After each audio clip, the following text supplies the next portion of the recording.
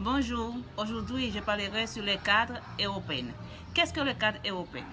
Bien, c'est une norme qui permet de décrire la compétence linguistique. Quelle est l'approche qui privilégie le cadre? La perspective privilégiée est très généralement de type actionnel, en ce que considère avant tout l'usage l'appreneur d'une langue comme l'acteur social ayant accompli des tâches. Le mot compétence. Les compétences sont l'ensemble des connaissances, des habilités et des dispositions qui permettent d'agir. Les types de compétences générales sont savoir, savoir-faire, savoir-être. Ils possèdent ainsi sur ces savoirs d'apprendre. Les savoirs ou connaissances déclaratives sont atteintes comme des connaissances de l'expérience sociale, savoir empirique et savoir académique. Savoir-faire, qu'il s'agisse de conduire une voiture, jouer du violon ou précéder d'une réunion. Savoir-être sont à considérer comme des dispositions individuelles, des traits et de personnes liées, des dispositifs, d'attitudes, etc. Les composantes de la compétence communicative sont la compétence linguistique, la compétence sociolinguistique et la compétence pragmatique. La compétence linguistique est celle qui a trait au savoir et savoir-faire, relatif au lexique, à la phonétique, à la syntaxe et aux autres dimensions du système d'une langue. La compétence sociolinguistique renvoie aux paramètres socioculturels de l'utilisation de la langue. Et la compétence pragmatique recouvre l'utilisation fonctionnelle des ressources de la langue.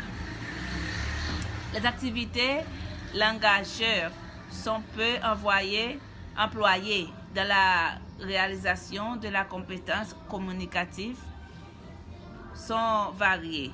La réception de la production des interactions de la méditation, les activités de production d'art et d'interprétation.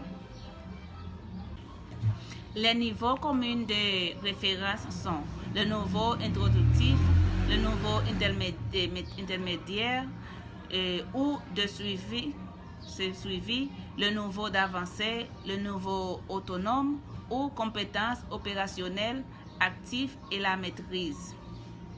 Les activités de réception orale et de production écrite sont de lire un texte écrit à haute voix, de jouer un rôle qui a été répété, de parler spontanément, d'écrire l'expérience, d'annoncer public, etc. Les ressources qu'on peut employer dans un cours de français sont les manuels, les supports techniques, le tableau, le magnétoscope, le téléviseur, le rétroprojecteur, l'ordinateur, etc. Qu'est-ce que l'interculturel? L'interculturel est la rencontre de deux ou plusieurs cultures, et sans oublier la plurilinguiste. Plurilinguiste, c'est quand une personne parle deux, trois ou plusieurs langues.